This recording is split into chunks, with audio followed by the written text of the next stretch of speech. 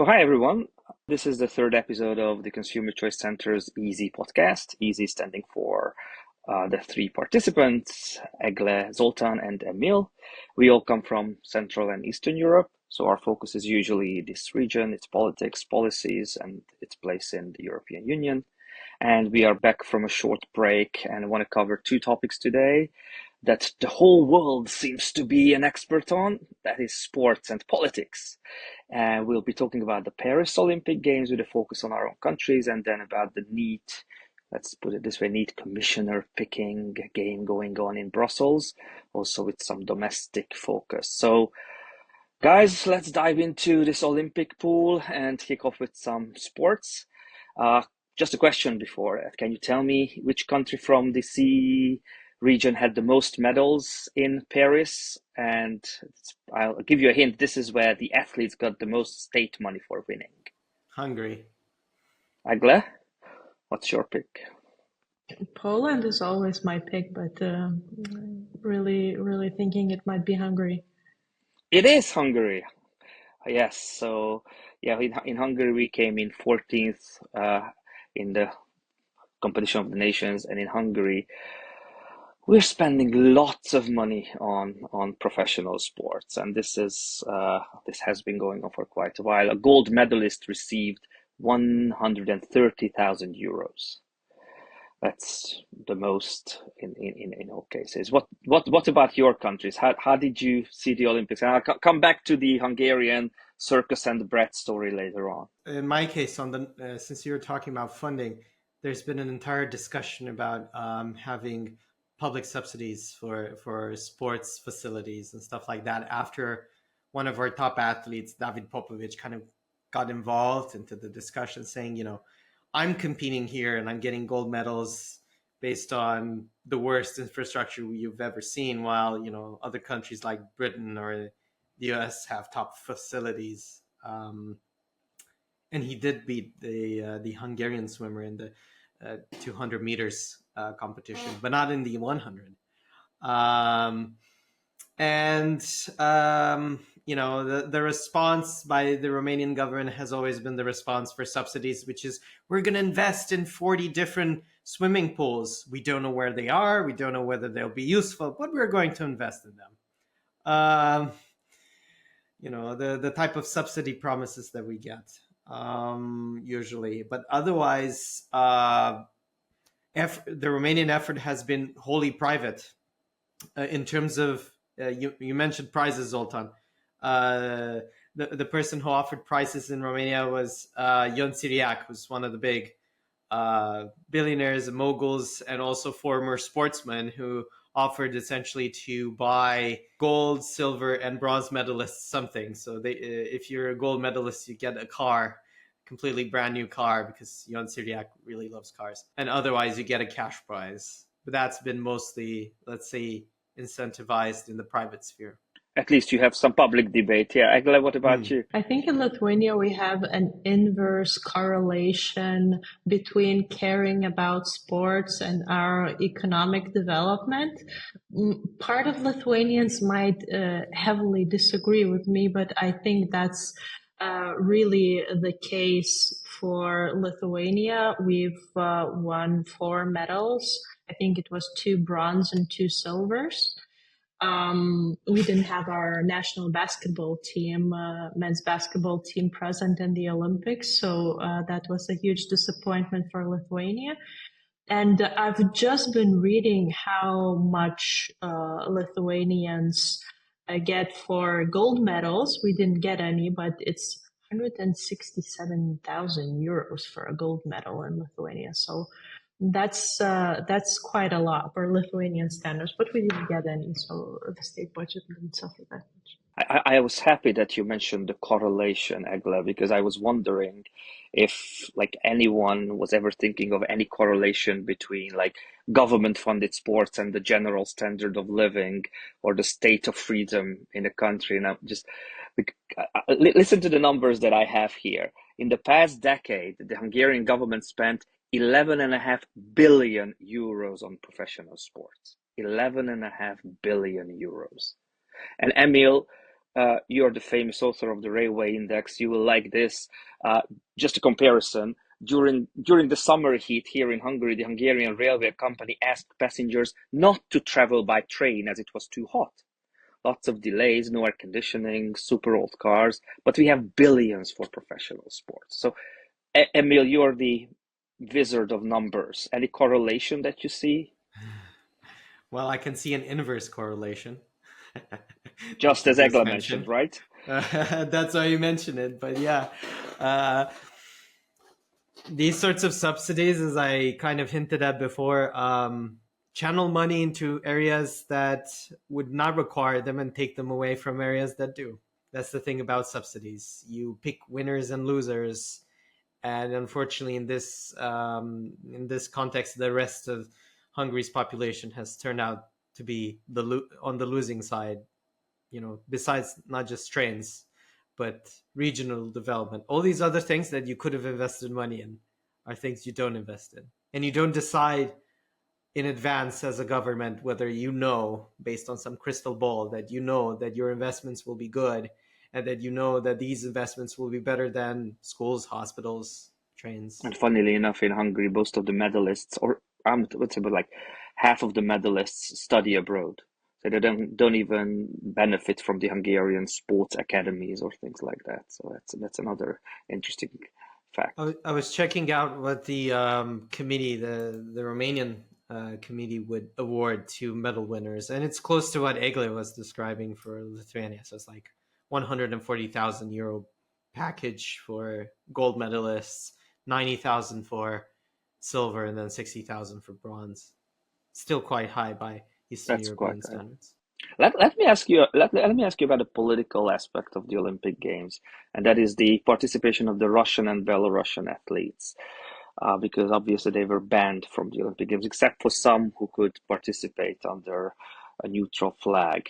Uh, what's your take on their participation or not participation? So long as they don't participate under the flag per se, I don't think any individual, and unless that certain individual is like very openly sponsoring war, in which case they don't really have anything to belong in a peace summit like the Olympics. But otherwise, I think as individuals, we should just judge them individually and not assign them the opinion of their country if they haven't um, sided with what's going on.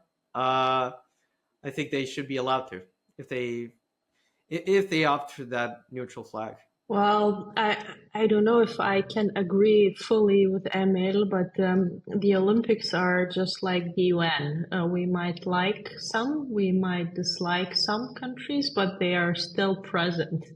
Um, I've read somewhere that most of Russian delegation was banned from the Olympics not due to politics, but due to them using doping in the previous games. So that's one of the reasons. And another angle is that especially for Europe, sports has become an alternative for wars where countries can represent themselves, can openly criticize each other, compete, and so on and so forth. This is a far-fetched comparison, but it has been done in various literature, and various authors have done this. So it's not purely an individual thing. It's still a representation of a culture, of a country, and who you side with.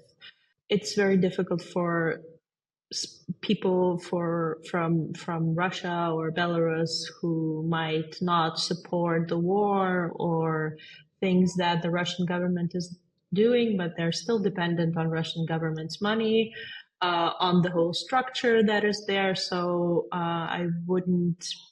we probably wouldn't be able to separate them from Russian Federation. So it's a very complicated topic. I don't know if I have a full answer to this. Thank you. At least there's some disagreement now between the participants. I kind of like I'm between the two of you in this one. Or I would be in a way more radical because I would say that any athlete that openly goes for a like supporting Putin and the war should be banned from the Olympics. That's my take. So it'd be pretty hard for let's say a Ukrainian athlete to compete in, like, I don't know, any kind of sport with somebody who openly stands up in social media or anywhere supporting the war itself. So for me, this is the red flag, definitely. Yeah, I think that's a clear case where I think all of us agree. That Yeah, person definitely. shouldn't be invited. But it's more difficult when we try and think about collective versus individual responsibility, as Egle was mentioning, that there are all of That's these also other true. factors involved. Yeah. Whether or What I not we, did sorry. sorry, I mean, Hmm. what I didn't like a lot is the Olympic Committee not allowing Ukrainians, um, use some type of, I am Ukrainian or other types of writings on their canoes or Yeah, elsewhere. It's really petty, in my opinion, and I that agree with shouldn't you. have happened. Okay, let's jump on to our next topic, which is politics and Brussels, talking about the Commission. This podcast is being recorded on August the 21st, and today, what we have out of the 27 nominees, 19 have been put forward, and we are still looking for eight remaining countries to put forward their candidates. And as far as I know, EGLE, Lithuania hasn't put forward its candidate for the commissioner. What do you know? What rumors do you hear? So the long story short, Lithuanian government and Lithuanian president hasn't found an agreement on who should be our commissioner for a long time. But as of the beginning of this week, it is clear that former Prime Minister and MEP Andrius Kubilius will be forwarded as Lithuanian candidate. Lithuania hasn't followed, just like many countries, the proposal to propose two candidates of different genders. I think almost no countries have done that. So it's Andrius Kubilius, but one of the candidates that Lithuania has been talking about for a year is our Minister of Foreign Affairs, Gabrielius Landsbergis, who's very well known across the world. Obviously, there are some political disagreements between the presidential palace and the government. And this political tension has snowballed into the European Commission. And unfortunately, Gabrielus Landsbergis will not be forwarded as the commissioner. And what role do you expect? Do Lithuanians expect from von der Leyen? There have been different discussions. There were rumors about transport, there were rumors about enlargement, portfolio. At the moment, we don't have a very clear picture. It's good that you mentioned the portfolio for enlargement, because the current Hungarian Commissioner, Oliver Várhelyi, is the one who holds the position of European Commissioner for Neighborhood and Enlargement. And it was a good deal that Orban made with von der Leyen back 5 years ago. And this was a position which made Oliver Várhelyi quite, I would say, infamous. And interestingly, the Hungarian pick for commissioner is still him, but there are rumors that this is a trick by Orban, because he's probably 100% sure that Várhelyi won't be accepted, and he has another pick, probably a woman, and then that would be a even more political pick by the Fidesz party. And normally you don't get two rejections, so it's another political game that he's playing now. But definitely, anybody who's going to become the Hungarian commissioner will not get a significant job as Várhelyi did. So we're definitely not going to get any enlargement policy job positions. Emil, Romania. Yes, the other country who's among the eight who hasn't actually had a proposal forwarded for sure. They're keeping it quite last minute, but rumors are that it's going to be Victor Negrescu, who's also the vice president of the European Parliament. He has plenty of experience in this. He's been reelected now, so he's kind of a safe pick. The discussions are more internal, related to the two major parties, PNL PSD, who are, after the local elections, are really hoping to take as much of the political cake as possible. So it's become more of an internal dispute with Prime Minister Marcel Ciolacu being accused by his former sort of coalition buddy, Nicolae Ciucă, the head of PNL, the Liberals, that they're not playing fair with nominations. In other words, they would like a piece of the pie as well, but they're not kind of getting it at the moment. But I would expect Negrescu to pass because he's, as I said, he's a safe choice. He has plenty of experience. This summer has been quite active politically, uh, compared to previous summers, probably because of the European Parliament elections and other things. Is there anything that you want to add for today's podcast? Let's put forward let's put forward a directive for a common vacation time in Europe, because what used to be August only has spread into July and June, and it's impossible to find people at work, which really limits our work too. I totally agree with you, Egle. Just a joke.